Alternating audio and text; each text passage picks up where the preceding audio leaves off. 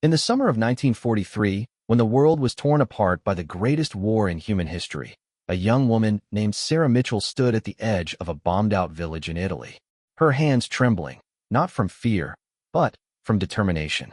Behind her lay 5 miles of enemy territory. Ahead of her waited the impossible. "You can't do it," the commanding officer had said just hours before, his voice heavy with the weight of reality. "No woman has ever attempted something like this. The terrain is brutal, the enemy is everywhere, and you're asking to carry a wounded man through active combat zones." Sarah looked down at Lieutenant James Crawford, unconscious and bleeding, his legs shattered by shrapnel. The field hospital was 5 miles away through Nazi-controlled territory. The other soldiers had been ordered to retreat. Everyone said it was suicide. But sometimes, the human spirit refuses to listen to logic. This is the story of a woman who turned impossible into inevitable. A story that would rewrite the rules of courage and prove that when someone tells you you can't, they might just be giving you the exact motivation you need to show them they're wrong. What happened next would become legend, but it started with a simple choice: give up or carry on. Sarah chose to carry on. Literally, Sarah Mitchell wasn't supposed to be a hero. Growing up in a small farming town in Missouri, she was known more for her stubborn streak than her strength. Her father, Thomas Mitchell, owned a modest grain farm that barely kept the family afloat during the Great Depression. Sarah was the youngest of 4 children and the only girl, which meant she spent most of her childhood trying to prove she could do everything her older brothers could do, and usually better. The first sign of her unusual determination came when she was 12 years old. The family's prize bull had escaped during a thunderstorm and wandered into the neighboring county. While her brothers and father organized a search party with horses and trucks, Sarah simply walked out into the storm with a rope and a bucket of grain. 6 hours later, she returned leading the massive animal behind her, soaked to the bone but smiling triumphantly. "How did you find him when we couldn't?" her father had asked, amazed. "I didn't try to think like a person looking for a bull," Sarah had replied matter-of-factly. "I try to think like a bull looking for shelter." This ability to see problems from unexpected angles would serve her well in the years to come, though none of them knew it at the time. When Sarah turned 18 in 1940, the war in Europe was raging, but America had not yet entered the conflict. Like many young women of her generation, she felt restless and eager to contribute something meaningful to the world. Her brothers had all left the farm for various opportunities in the cities, leaving Sarah to help her aging parents maintain the property. But Sarah had bigger dreams than spending her life harvesting corn and feeding chickens. Against her parents' wishes, she enrolled in a nursing program at the regional hospital 2 hours away from home. The program was demanding, requiring students to work long shifts while attending classes during their few free hours. Many of her classmates dropped out within the first few months, overwhelmed by the physical and emotional demands of the profession. Sarah thrived. Her instructors noticed something special about her approach to patient care. While other nurses followed procedures by the book, Sarah had an intuitive understanding of what each patient needed. She could calm a frightened child with a story, help an elderly man feel dignified while assisting with basic tasks, and somehow always knew when someone was in pain even before they called for help. More importantly, she never gave up on anyone. Other nurses might write off difficult patients or assume certain cases were hopeless, but Sarah treated every person as if their recovery was not just possible, but inevitable. This attitude sometimes put her at odds with doctors who felt she was being unrealistic, but her patient outcomes spoke for themselves. The attack on Pearl Harbor in December 1941 changed everything. Suddenly, America was at war, and the country needed every able-bodied person to contribute to the war effort. Sarah immediately volunteered for the Army Nurse Corps, but her application was initially rejected. At 5 feet 4 inches tall and weighing barely 115 pounds, the military officials didn't think she had the physical capability to handle the demands of battlefield medicine. "Miss Mitchell," the recruiting officer had explained patiently, "we appreciate your enthusiasm, but combat nursing requires someone who can carry wounded soldiers, move quickly under fire, and work in conditions that would challenge even our strongest nurses. Perhaps you'd be better suited to working in a stateside hospital." Sarah had looked the man directly in the eye and said, "Sir, with respect, you're measuring the wrong things. You're looking at how much I can lift instead of how much I care about the people I'm lifting." She spent the next 6 months proving her point. Every morning at 4 a.m., she ran 3 miles around her hometown. She convinced the local volunteer fire department to let her train with them, learning to carry people of various sizes across different types of terrain. She practiced emergency medical procedures until she could perform them perfectly in the dark, in the rain, and while someone was shooting blank ammunition near her head to simulate combat conditions. When she reapplied to the Army Nurse Corps in 1942, she brought with her a letter of recommendation from the fire chief, testimonials from the local doctors who had watched her train, and a documented record of her physical improvements. More importantly, she brought an unshakable confidence that had been forged through months of pushing herself beyond what anyone thought possible. This time, her application was accepted. Basic training for military nurses was designed to prepare them for the realities of battlefield medicine, but nothing could truly prepare someone for the chaos and horror of actual combat. Sarah's first assignment was to a field hospital in North Africa, where Allied forces were fighting against German troops led by the famous Desert Fox, Erwin Rommel. The conditions were brutal. Temperatures during the day regularly exceeded 110 degrees Fahrenheit, while nights could drop below freezing. Sand got into everything: medical equipment, food, wounds that were trying to heal. The nearest proper hospital was often hundreds of miles away, which meant that the field medical teams had to handle everything from minor injuries to complex surgeries with limited supplies and constant threat of enemy attack. Sarah's first week in North Africa nearly broke her. The injuries she saw were unlike anything she had encountered in her training. Men arrived with limbs barely attached, burns covering most of their bodies, and internal injuries that would have been challenging to treat even in a fully equipped hospital. The smell of infection, antiseptic, and death became a constant presence. Many of her fellow nurses struggled with nightmares, anxiety, and a sense of helplessness that seemed to grow with each passing day. But Sarah discovered something about herself in those first terrible weeks. The worse things got, the more focused she became. While others panicked under pressure, she found a strange calm in the center of chaos. When air raid sirens wailed and bombs exploded nearby, she continued working on her patients with steady hands and clear thinking. When supplies ran low, she improvised solutions that often worked better than the standard procedures. Her reputation began to grow among the medical staff and the soldiers they treated. Stories spread of the small nurse from Missouri who would crawl into collapsed bunkers to reach wounded men, who could perform complex medical procedures while under artillery fire, and who never seemed to believe that anyone was beyond saving. The commanding officers began to notice her as well. Colonel Robert Hayes, the chief medical officer for their sector, started assigning Sarah to the most difficult cases and the most dangerous missions. She never complained and never failed to complete her assignments, no matter how impossible they seemed. It was during one of these assignments that she first met Lieutenant James Crawford. James was a demolitions expert who had been injured while attempting to destroy a German ammunition depot. The explosion had been successful, but a piece of shrapnel had lodged near his spine, leaving him temporarily paralyzed from the waist down. The injury wasn't necessarily permanent, but it required immediate and ongoing medical attention that could only be provided at a major hospital facility. The problem was that James had been injured behind enemy lines, and the standard protocol was to evacuate serious casualties only when it was safe to do so. With German forces advancing rapidly in their sector, that might not be for days or even weeks. James's condition was deteriorating, and waiting wasn't an option. Sarah had volunteered to stay with him at a small aid station while the rest of the medical team evacuated with other wounded soldiers. For 3 days, she kept him alive using nothing but basic medical supplies and her own determination. She monitored his vital signs around the clock, administered medications on a precise schedule, and somehow managed to keep his spirits up despite the desperate situation they found themselves in. On the 3rd day, German forces overran the aid station. Sarah and James were captured and held as prisoners of war for nearly 2 months. During their imprisonment, Sarah continued to care for James's medical needs using whatever supplies she could scavenge or trade for. She also helped treat other Allied prisoners who were sick or injured, earning respect even from some of their German captors. When they were finally freed during an Allied advance, James had not only survived his injuries but had regained most of the feeling in his legs. The doctors who examined him said his recovery was remarkable and that he almost certainly would have died without Sarah's constant care. James never forgot what Sarah had done for him, and Sarah never forgot the lesson she learned during those months in captivity, that sometimes the most important thing you can do is simply refuse to give up on someone, even when everyone else has. After their rescue, both Sarah and James were reassigned to different units.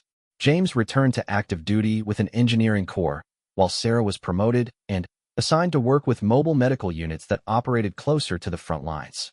They exchanged letters occasionally, but their paths didn't cross again for almost a year. That changed in the summer of 1943, when Allied forces launched their invasion of Italy. Sarah's medical unit was attached to the advance forces that would push inland from the beaches, providing immediate medical care to wounded soldiers who couldn't wait for evacuation to larger hospital facilities. It was dangerous work that required medics and nurses to operate in active combat zones. But it was exactly the kind of assignment that Sarah had been training for her entire career. James's engineering unit was part of the same operation, tasked with destroying bridges, roads, and other infrastructure that could be used by German forces to slow the Allied advance. It was during one of these missions, in a small Italian village that had been abandoned by its residents, that fate brought Sarah and James together again under circumstances that would test everything Sarah had learned about determination, courage, and the power of refusing to accept defeat. The village of San Pietro was strategically important because it sat at the intersection of three roads that German forces could use to move troops and supplies. James's team had been ordered to destroy a key bridge and several buildings that could serve as defensive positions for enemy forces. The mission should have been routine, but intelligence reports had underestimated the number of German soldiers still in the area. When James's team arrived at their target location, they walked into an ambush that had been carefully planned and prepared. Within minutes, half of his team was dead or seriously wounded, and the survivors were pinned down by machine gun fire from multiple positions. James managed to complete the primary mission, destroying the bridge with explosives he had prepared, but a piece of debris from the explosion shattered his leg and left him unable to walk. The surviving members of his team were forced to retreat, carrying their wounded with them. But James was trapped in a building that was surrounded by enemy soldiers, too injured to move on his own, and too far from his team's position for them to mount a rescue attempt. That was when Sarah arrived. Sarah's medical unit had been following approximately half a mile behind the advance forces when the sound of explosions and gunfire erupted from the direction of San Pietro. As the designated trauma nurse for emergency situations, Sarah immediately grabbed her medical kit and started moving toward the sound of battle, even before receiving official orders to do so. The scene that greeted her was chaos in its purest form. Soldiers were running in multiple directions, some carrying wounded comrades, others taking defensive positions behind whatever cover they could find. Smoke from the destroyed bridge mixed with dust kicked up by artillery shells, creating a haze that made it difficult to see more than a few yards in any direction. Sarah quickly established a temporary aid station in a partially collapsed farmhouse about 200 yards from the main fighting. Within minutes, wounded soldiers were being brought to her location, and she found herself treating everything from minor shrapnel wounds to life-threatening injuries that required immediate surgery. She worked with the focused intensity that had become her trademark, but part of her attention was constantly drawn to the reports coming in from the soldiers who had escaped from the ambush. "There's still a man down in there," Sergeant Martinez told her as she bandaged a deep cut on his arm. "Lieutenant Crawford. He's trapped in a building near the bridge, but there's no way to get to him. The whole area is crawling with German soldiers, and he can't move on his own." Sarah's hands never stopped working as she processed this information. James Crawford. The same James who had survived months of imprisonment because she had refused to give up on him. The same James who had written to thank her for saving his life and to tell her that her example had inspired him to become a better soldier and a better person. "How badly is he injured?" she asked, her voice calm despite the emotions churning inside her. "Don't know for sure," Martinez replied. "But from what we could see before we had to pull back, it looked like his leg was pretty messed up. Even if we could get to him, it would take at least 2 men to carry him out, and we'd probably lose half the rescue team in the process." Colonel Hayes arrived at Sarah's aid station 20 minutes later to assess the situation and coordinate the evacuation of wounded soldiers. When Sarah asked him about the possibility of mounting a rescue mission for James, his response was immediate and definitive. "Absolutely not," he said firmly. "I'm not going to risk additional lives for one man, especially when the tactical situation makes a successful rescue virtually impossible." Lieutenant Crawford knew the risks when he accepted this mission. Sometimes soldiers make sacrifices so that others can complete the objective. Sarah continued working on her patients, Her mind was racing through possibilities. The official position made sense from a military standpoint. Attempting a rescue would require multiple soldiers, all of whom would be exposed to enemy fire while crossing open ground. Even if they reached James successfully, getting him out would be even more dangerous since they would be moving more slowly while carrying an injured man. But Sarah had learned something important during her months of medical training and battlefield experience. Sometimes the most logical decision isn't the right decision. Sometimes you have to choose between what makes sense and what you know in your heart to be necessary. As the afternoon wore on, the tactical situation continued to deteriorate. German reinforcements were arriving in the area, and Allied forces were being ordered to fall back to more defensive positions. Any chance of mounting an official rescue mission was rapidly disappearing. At approximately 4 p.m., Colonel Hayes gave the order for all medical personnel to begin evacuating their aid stations. The wounded who could be moved were loaded onto trucks and transported to safer locations, while Sarah prepared for the retreat by gathering her essential medical supplies and destroying any equipment that couldn't be carried. "Miss Mitchell," Colonel Hayes said as he supervised the evacuation, "I know you're thinking about Lieutenant Crawford, but there's nothing more we can do for him. Sometimes we have to accept losses and focus on saving the people we can actually save."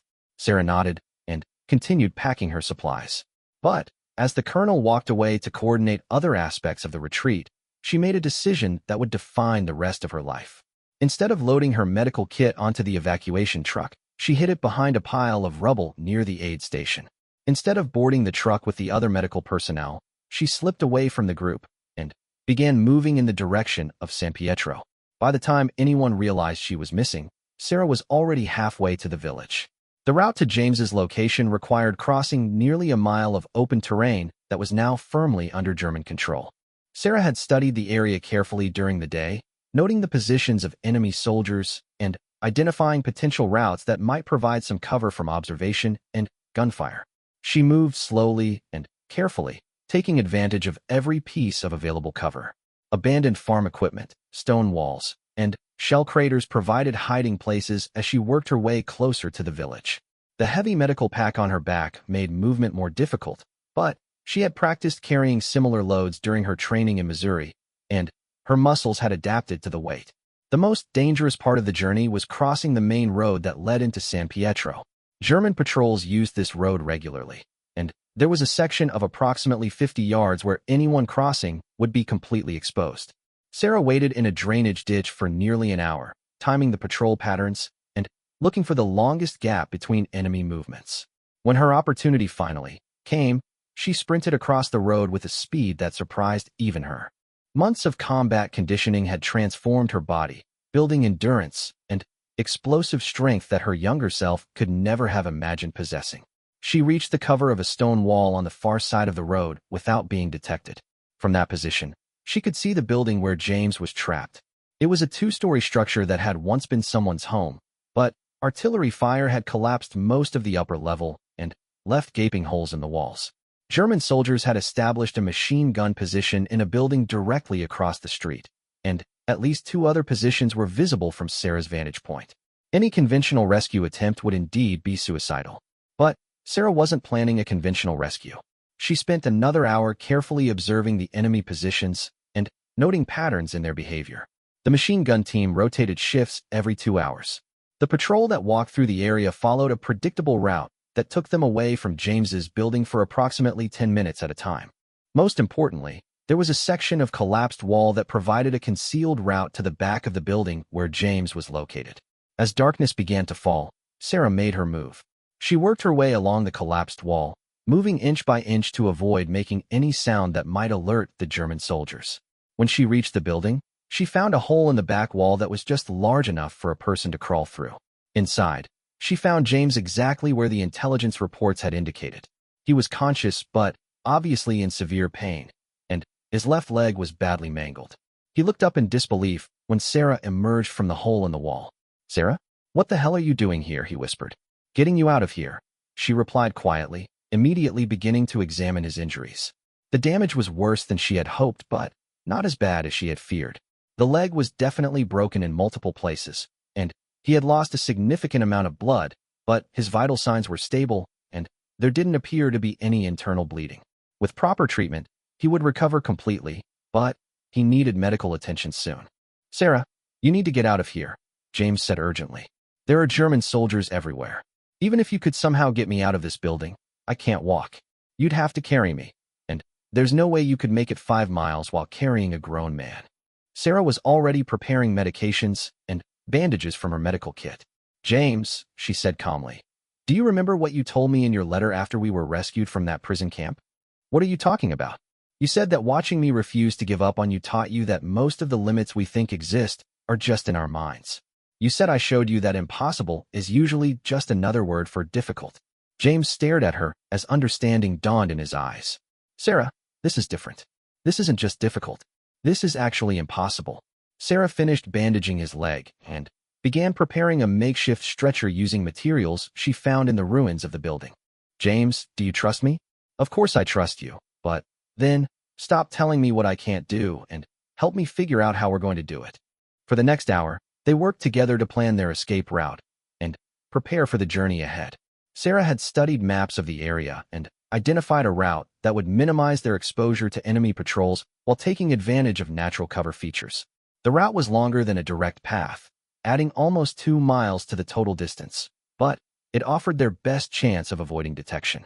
James contributed his knowledge of German patrol patterns and tactics, helping Sarah understand how enemy soldiers would react to various scenarios. Together, they developed contingency plans for different situations they might encounter during their journey. As midnight approached, Sarah helped James onto the makeshift stretcher she had created. It wasn't comfortable, but it would allow her to drag him across most types of terrain while leaving her hands free to use weapons or medical equipment if necessary. Last chance to reconsider this insanity, James said as Sarah prepared to move him out of the building. James, Sarah replied with a smile that he could barely see in the darkness. The only insane thing would be leaving you here. They began their journey at 12:15 a.m. on a moonless night that provided perfect cover for their movements. Sarah had calculated that they would need to maintain an average speed of approximately 1 mile per hour to reach Allied lines before daybreak, which meant they had no time for extended rest stops or delays.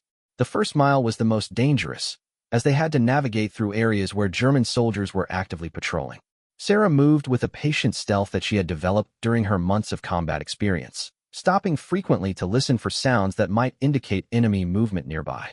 James, despite his pain and the uncomfortable position on the stretcher, proved to be an ideal partner for this type of mission. He remained completely silent even when being dragged over rough terrain that must have been agony for his injured leg. When Sarah needed to stop and rest, he used hand signals to communicate information about sounds or movements he had detected. 2 hours into their journey, they encountered their first serious obstacle. A German patrol had established a checkpoint on the road they needed to cross, and there was no obvious way to get around it without adding several more miles to their route. Sarah studied the situation for nearly 30 minutes before developing a plan that was so audacious that it almost guaranteed success simply because no one would expect anyone to attempt it. The German checkpoint consisted of 4 soldiers positioned around a roadblock made from overturned vehicles and sandbags. They had established their position at a narrow bridge that crossed a small river, making it impossible to go around without adding at least 6 miles to the journey. With James's condition deteriorating and dawn approaching in less than 4 hours, Sarah knew they couldn't afford that kind of delay. What made the situation even more challenging was that the checkpoint was positioned on high ground, giving the German soldiers a clear view of the surrounding area for several hundred yards in every direction. Any attempt to sneak past would almost certainly be detected, and a firefight would not only alert other enemy units in the area, but would also make it impossible for Sarah to continue carrying James. As Sarah observed the checkpoint through a pair of binoculars she had taken from the aid station, she noticed something that gave her an idea. The German soldiers were following a routine that indicated they had been at this position for several days. Every hour, 2 of them would walk a patrol route that took them approximately 200 yards down the road and back, while the other 2 remained at the checkpoint to monitor radio communications and watch for approaching vehicles. More importantly, Sarah realized that the checkpoint was positioned to stop vehicles and large groups of people, not to detect individual infiltrators.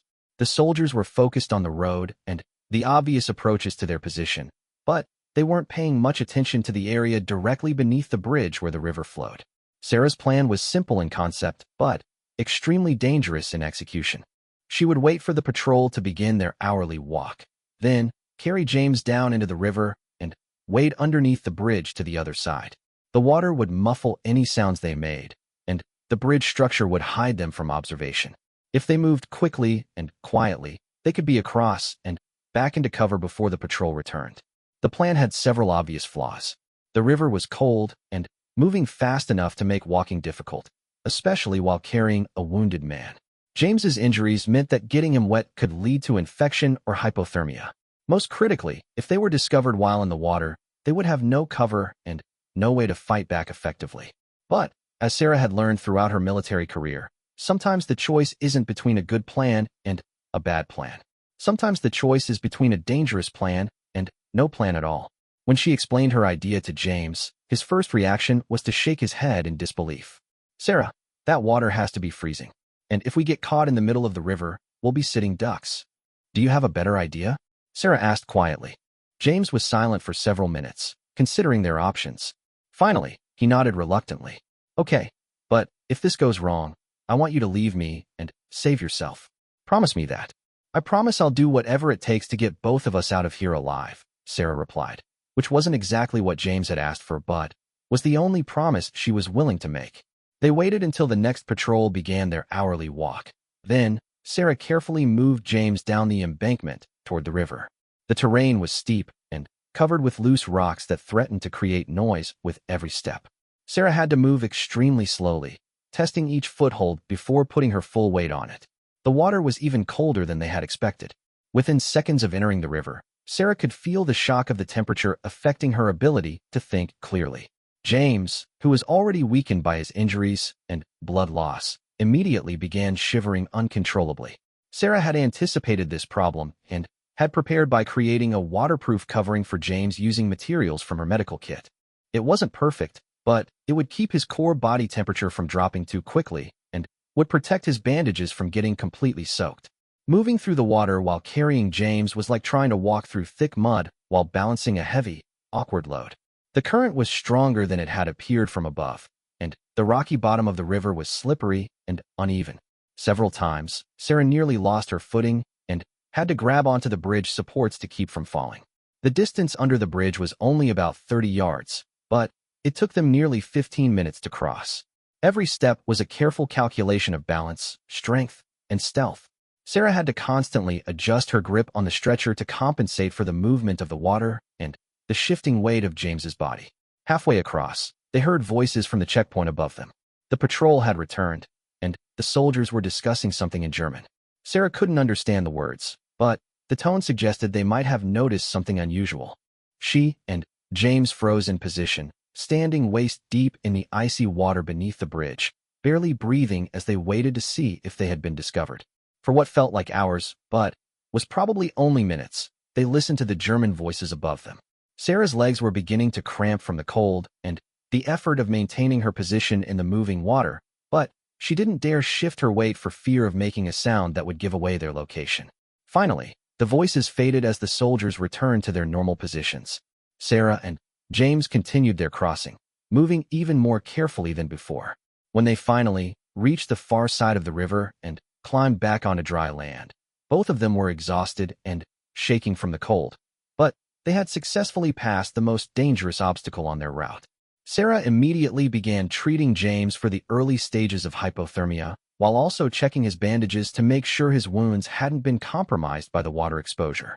The makeshift waterproof covering had done its job, but James's core body temperature had dropped significantly, and he was showing signs of confusion and disorientation that indicated his condition was becoming more serious. "We need to get you warm and get some calories into your system," Sarah told him as she wrapped him in dry blankets from her medical kit. "How much farther?"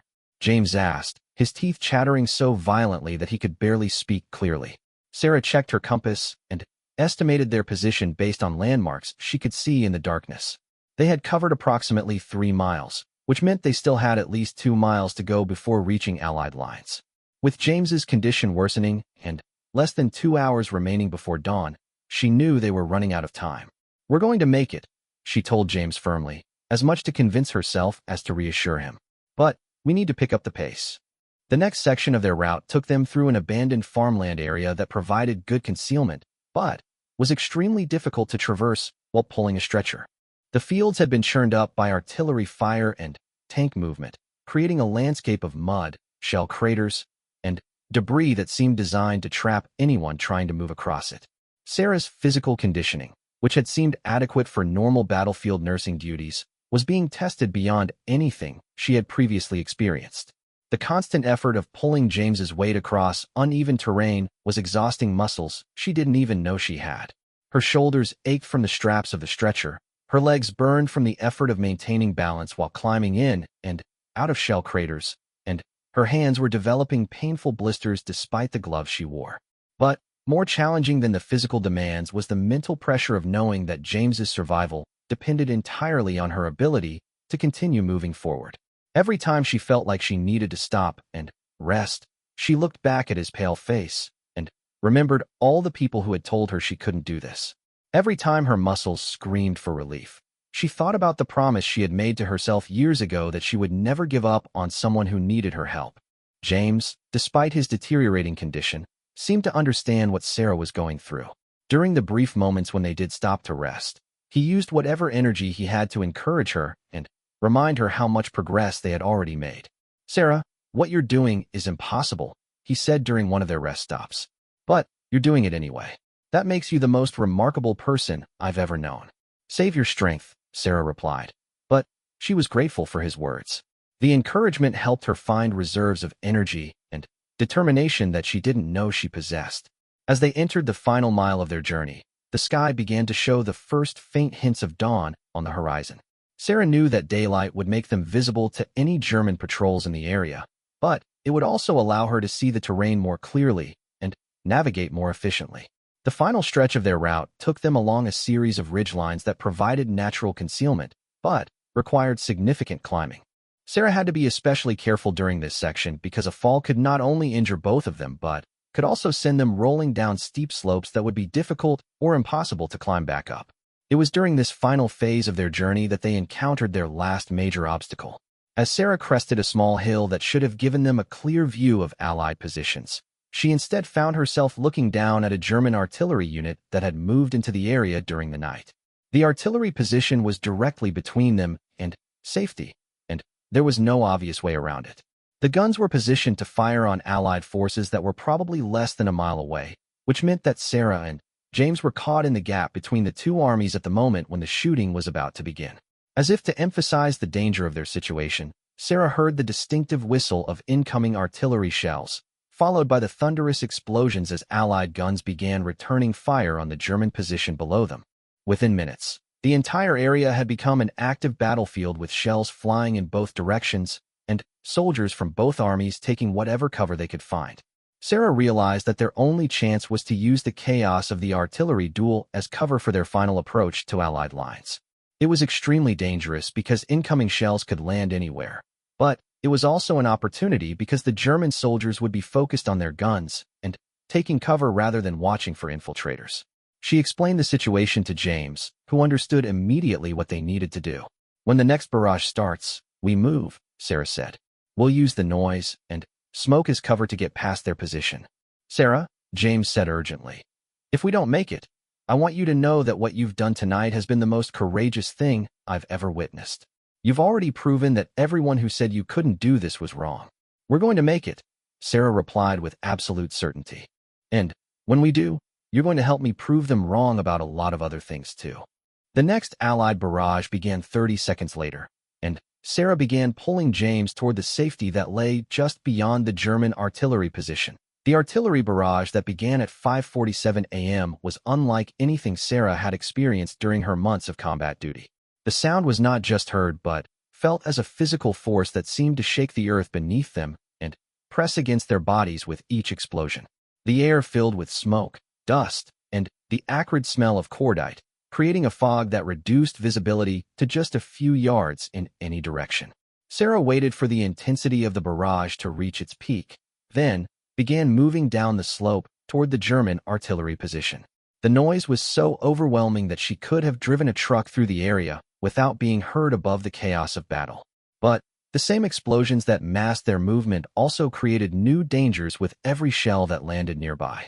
Moving through an active artillery battle while pulling a stretcher required Sarah to make split-second decisions about timing and route selection. She had to anticipate where the next shells would land based on the pattern of impacts she had observed, while also avoiding areas where German soldiers might be taking cover. The makeshift stretcher that had served them well across the previous 4 miles was becoming increasingly difficult to manage on the steep, rocky terrain.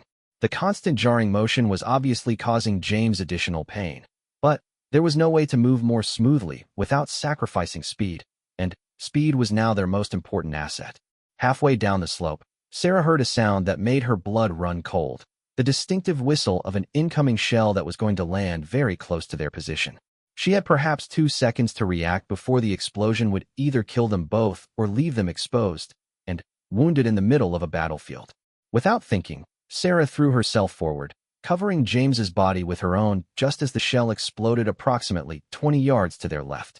The concussion wave knocked the air from her lungs and filled her ears with a ringing that drowned out all other sounds. Dirt and debris rained down on them for several seconds, but when the immediate danger passed, Sarah realized that they were both still alive and relatively uninjured. James was unconscious, probably from a combination of shock, blood loss, and the concussion from the nearby explosion. His pulse was weak but steady, and his breathing was shallow but regular. Sarah made a quick decision that she would continue moving even with James unconscious, since stopping in their current position would certainly result in both of their deaths. The German artillery position was now directly below them, perhaps 100 yards away. Sarah could see the gun crews working frantically to reload and aim their weapons for the next salvo against Allied positions. The soldiers were completely focused on their tasks and taking cover between shots, which gave Sarah the opportunity she needed to move past their position. She dragged James along a route that took them through a series of shell craters that provided some protection from observation. The ground was torn up and unstable, making movement extremely difficult, but it also meant that the soldiers wouldn't expect anyone to be traveling through that area. As Sarah pulled James through the largest of the shell craters, she found herself sharing the space with 2 German soldiers who had taken cover there during the Allied barrage. For a moment that seemed to last forever, the 3 of them stared at each other in mutual surprise and disbelief. Sarah's hand moved instinctively toward the pistol she carried, but she realized that any shooting would not only alert the entire artillery unit to their presence, but would also prevent her from continuing to move James toward safety. The German soldiers appeared to be having similar thoughts, recognizing that raising an alarm would draw enemy fire toward their position and potentially result in all of their deaths. In what may have been the strangest moment of mutual understanding in the entire war, the 2 German soldiers simply pressed themselves against one side of the crater and allowed Sarah to drag James past them toward the other side. No words were spoken, no weapons were drawn, and no shots were fired. For perhaps 30 seconds, the war paused while 3 people who were supposed to be enemies shared the recognition that their immediate survival depended on not attracting the attention of the forces that were trying to kill all of them. Sarah nodded to the German soldiers as she moved past them, and one of them actually helped lift James's stretcher over a pile of debris that was blocking their path. Then, Sarah continued moving toward Allied lines while the 2 soldiers remained in the crater, waiting for the barrage to end so they could return to their artillery pieces. Years later, Sarah would wonder about those 2 young men and whether they survived the war. She would also realize that her encounter with them had taught her something important about the difference between enemies and people who happened to be fighting on opposite sides of a conflict. Once past the German position, Sarah found herself in a narrow valley that led directly toward the Allied lines she could now see in the distance. The valley provided excellent concealment from observation, but it also channeled the concussion waves from artillery explosions in ways that made the noise and pressure even more intense than it had been on the open hillside. James regained consciousness as they entered the valley, but his condition had clearly worsened during the time he had been unconscious. His skin was pale and cold, his breathing was labored, and he seemed to be having difficulty focusing his eyes or understanding where he was. "Sarah?" he said weakly, his voice barely audible above the sound of the continuing artillery battle. "I'm here, James. We're almost there. I can see our lines." "I can't feel my legs anymore," James said, and Sarah could hear the fear in his voice. Sarah stopped moving long enough to check James's condition more thoroughly. What she found was not encouraging. His blood pressure was dropping, his pulse was becoming irregular, and the circulation in his lower body appeared to be compromised. He needed immediate medical attention from doctors with equipment and facilities that were far beyond what Sarah could provide with her field medical kit. How much farther? James asked. Sarah looked ahead toward the Allied positions, estimating the distance and calculating how long it would take her to cover the remaining ground. Maybe half a mile. 20 minutes if we keep moving. I don't think I have 20 minutes, James said quietly. Yes, you do, Sarah replied firmly. You have exactly as much time as I need to get you there. Your job is to stay conscious and keep breathing. My job is to get you to the doctors. We're both going to do our jobs. For the next 10 minutes, Sarah moved through the valley with a determination that bordered on desperation. Every step required maximum effort, and her body was beginning to show the effects of the night's exertion. Her muscles were cramping, her vision was becoming blurry from exhaustion, and she was starting to stumble over obstacles that she should have been able to navigate easily. But Sarah had discovered something about herself during this terrible night. When her body reached its limits, her mind could find ways to push beyond them. When her strength failed, her will could somehow provide the energy she needed to continue. And when everything seemed hopeless, her refusal to accept defeat could create possibilities that hadn't existed moments before. As they approached the final 200 yards to Allied lines, Sarah encountered a new problem. The area directly in front of the Allied positions had been cleared of all cover to create a killing field for anyone attempting to approach without authorization. Crossing that open ground during daylight would normally require proper identification and coordination with the soldiers manning the defensive positions. But the artillery battle was still raging, communications were disrupted, and Sarah didn't have time to go through proper channels. She would have to cross the open ground and hope that the Allied soldiers would recognize her as friendly before shooting her. Sarah made the decision to approach the Allied position during a lull in the artillery fire, when the soldiers would be able to hear her voice clearly.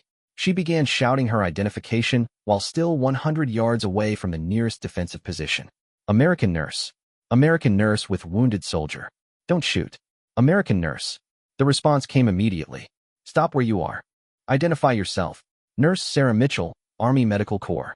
I have Lieutenant James Crawford, wounded and requiring immediate medical attention. There was a brief pause as the soldiers in the defensive position discussed her situation. Sarah could see several rifles pointed in her direction, and she knew that any wrong move could result in both her and James being shot by their own forces.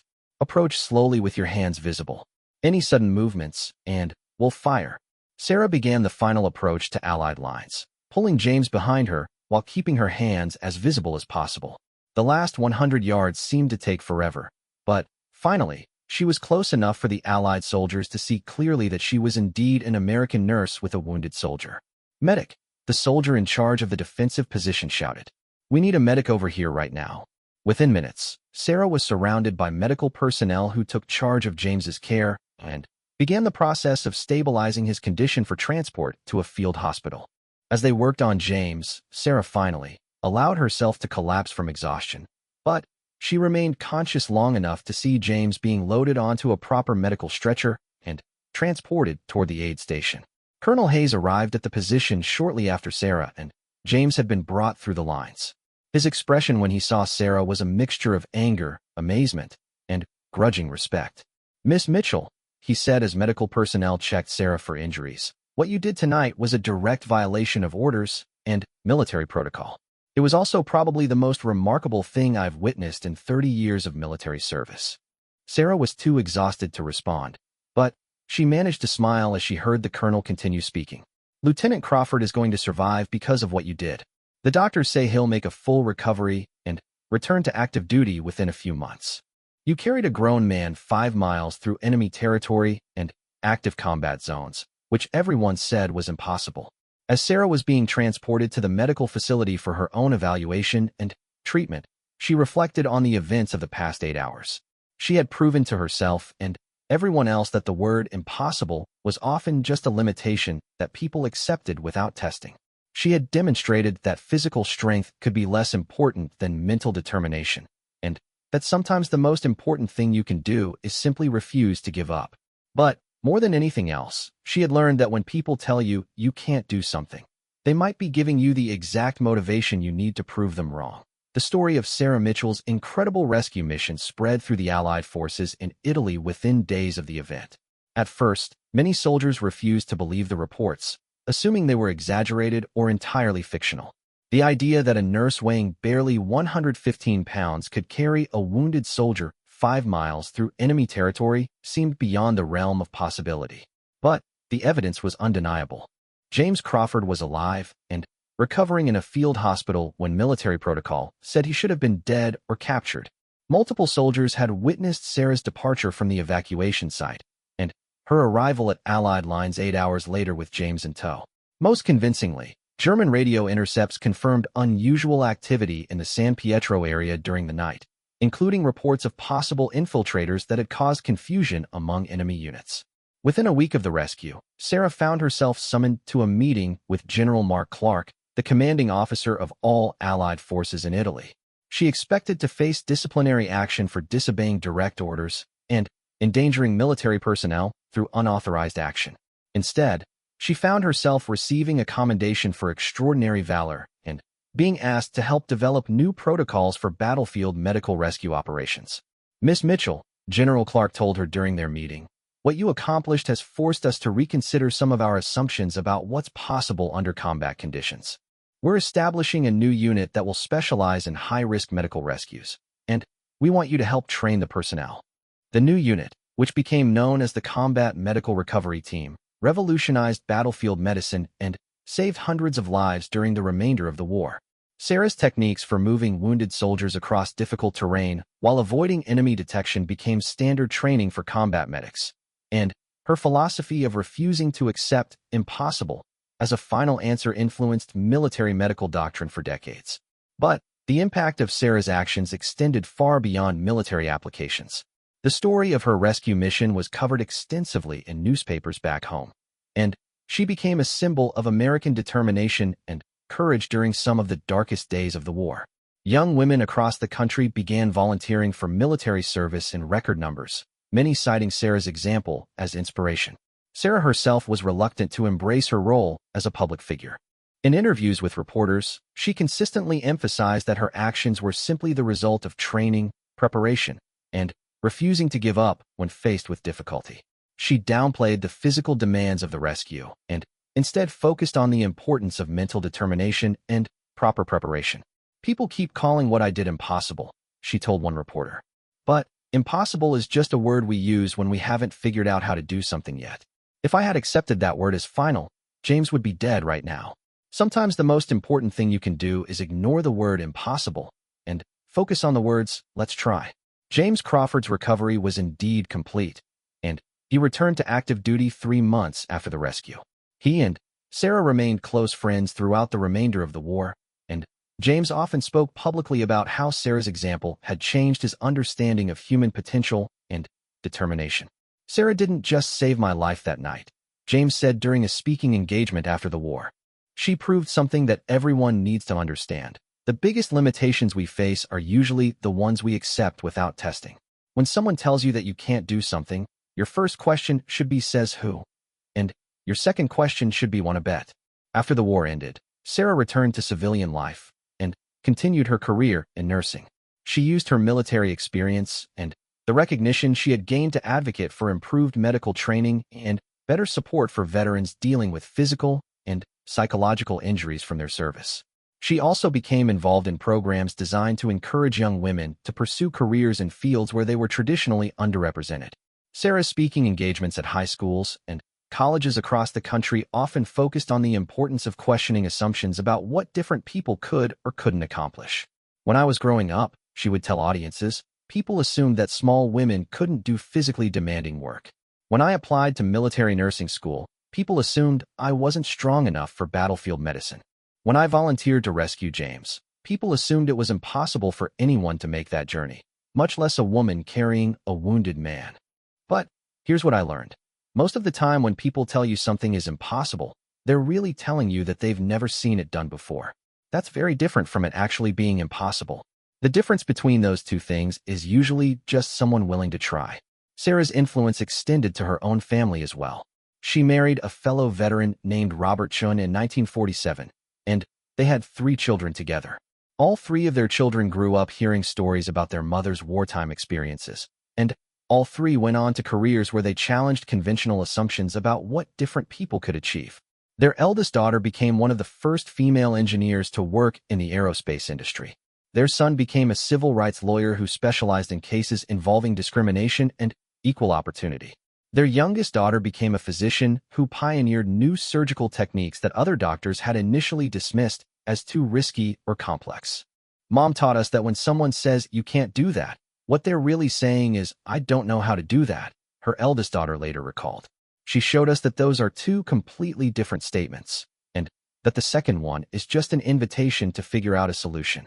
As Sarah aged, her story became part of military history curricula and women's studies programs at universities around the world. Scholars analyzed her rescue mission as an example of how individual determination could overcome institutional limitations and challenge societal assumptions about capability and gender roles. But Sarah always insisted that the real lesson of her story wasn't about proving anything to other people. Instead, she believed the most important message was about what individuals could discover about their own potential when they stopped accepting other people's definitions of what was possible.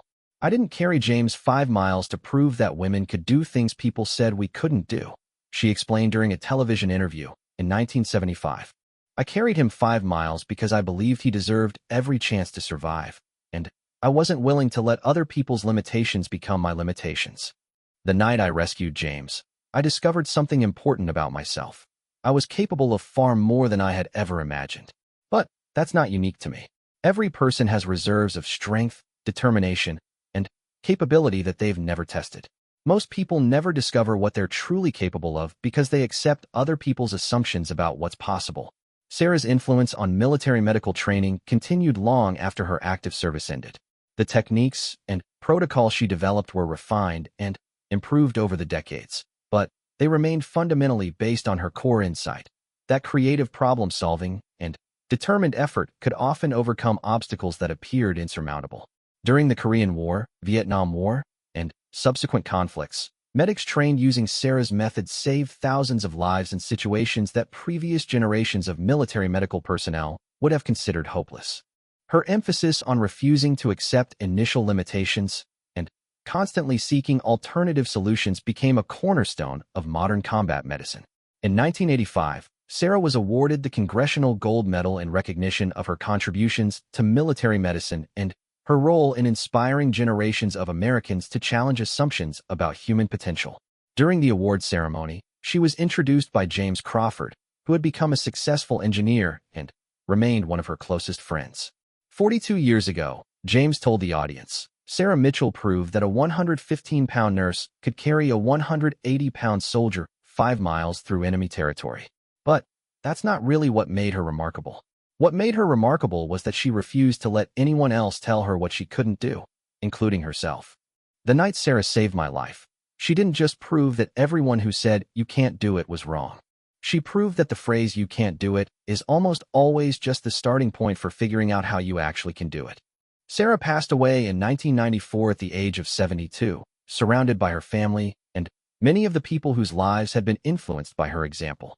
Her funeral was attended by hundreds of veterans, medical professionals, and individuals who credited her story with inspiring them to pursue goals that others had told them were impossible. Her gravestone bears a simple inscription that she had requested years before her death. She carried him home. But beneath that inscription is a quote that better captures the essence of her legacy. Impossible is just another word for untried. Today, the Sarah Mitchell Center for Combat Medicine at Walter Reed National Military Medical Center continues to train military medical personnel using techniques and principles that she developed. The center's motto, displayed prominently in the main training facility, reflects the philosophy that guided Sarah throughout her remarkable life. When they say you can't, prove them wrong. But perhaps the most lasting tribute to Sarah's legacy is found in the countless individuals who have used her story as inspiration to challenge their own assumptions about what they can achieve. Students who were told they weren't smart enough for medical school. Athletes who were told they weren't strong enough for elite competition. Entrepreneurs who were told their ideas would never work. Scientists who were told their theories were impossible. All of them learned the same lesson that Sarah discovered during that terrible, magnificent night in 1943, that the word impossible is often just the starting point for an extraordinary journey. Sarah's story reminds us that human potential is rarely limited by what we think we can do, but rather by what we're willing to try. It teaches us that the most powerful force in the world is not physical strength or intellectual brilliance, but rather the simple refusal to accept defeat when something important is at stake. And, most importantly, it demonstrates that when someone tells you you can't do it, they might just be giving you the perfect opportunity to prove them spectacularly wrong. The rescue mission that began with the words, "You can't do it," ended with a fundamental truth that continues to inspire people around the world. With enough determination, preparation, and refusal to accept defeat, the impossible becomes merely difficult, and the difficult becomes achievable. Sarah Mitchell proved that on a dark night in Italy in 1943, and her legacy continues to prove it every day through the lives of people who refuse to let other people's limitations become their own. She carried James Crawford 5 miles through enemy fire, but, more importantly, she carried the idea that impossible is just another challenge waiting to be overcome. In the end, Sarah's greatest victory wasn't proving that a small woman could accomplish something that everyone said was impossible. Her greatest victory was showing that when we stop accepting other people's definitions of what we can't do, we often discover that we're capable of far more than anyone ever imagined, including ourselves.